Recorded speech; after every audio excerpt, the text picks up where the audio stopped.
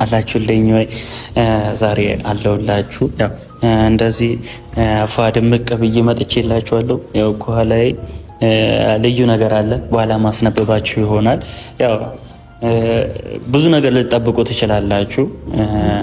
ነገር ግን በህይወት አጋጣሚ ስትኖሩ ብዙ ነገሮች ቻሌንጅ አሉ፣ ውጣ ውረዶች አሉ፣ አለመስማማት አለ፣ ግጭት አለ፣ እንዲሁም ደስታም አለ። ብዙ ነገሮች አሉ በህይወት ስትኖሩ እና እኔ ይህንን 1 ወር 2 ወር የሚያስጠላ ሙድ ውስጥ ነበርኩኝ፣ የሚደብር ሙድ ውስጥ ነበርኩኝ። ምክንያቱም ያው ከምትወዱት ሰው ጋር ተለያይታችሁ ኖርማል ልትሆኑ አትችሉም።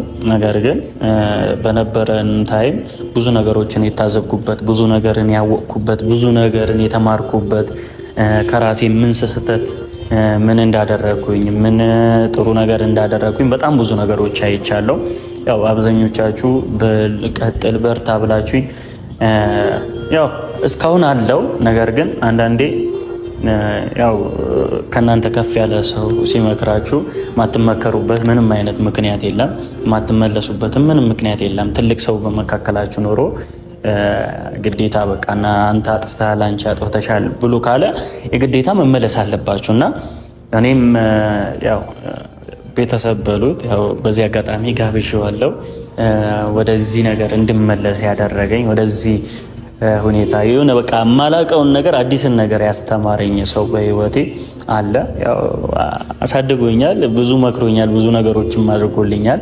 ነገር ግን ያው በዚህ አይነት ሁኔታ ውስጥ ሲሆን ብዙ ነገሮችን በአካል አግኝቶ ተናግሮኛል። ያው ጓደኞቼም በዙሪያ ያሉ ጓደኞቼ እንደዚህ አይደለም፣ እንደዚህ በመሆን ምንም የሚፈጠር ነገር የለም፣ ምንም የሚስተካከል ነገር የለም እያሉ በጣም ብዙ ነገሮች ያው ሳላውቀው ቀርቼ አይደለም። ነገር ግን አንዳንዴ ልጅነትም አለ እልህም አለ። በቃ እልህ ስትጋቡ ደግሞ የሰራችሁት ቤት ነው የሚፈርሰው። ያው ባልና ሚስት ሆነው ቤታቸውን አንዳቸው ተነስተው ካልዘጉት ሁለቱም በፉክክር ከሆነ ያው ሌባ ገብቶ እንደሚያጠቃቸው እርግጥ ነው እና አንድ ሰው ተሸንፎ በሩን ቢዘጋው ግን የሁለታቸውንም ሰላም ይጠበቃል ማለት ነው። ነገር ግን ዛሬ ያው እኔ ተሸንፌያለሁ ማለት የሆነ በመሸነፍ ውስጥ ማሸነፍ እንዳለ አውቃለሁ፣ ስህተትም እንደነበረ አውቃለሁ። ያው እንደተሳሳትኩኝም ይገባኛል። ያን ስህተቴን ደግሞ ዳግመኛ ላበላሸው አልፈልግም፣ ላጣውም አልፈልግም። ያ ሁሉ የለፋውበት ያ ሁሉ የደከምኩበትን ነገር ላጣው አልፈልግም።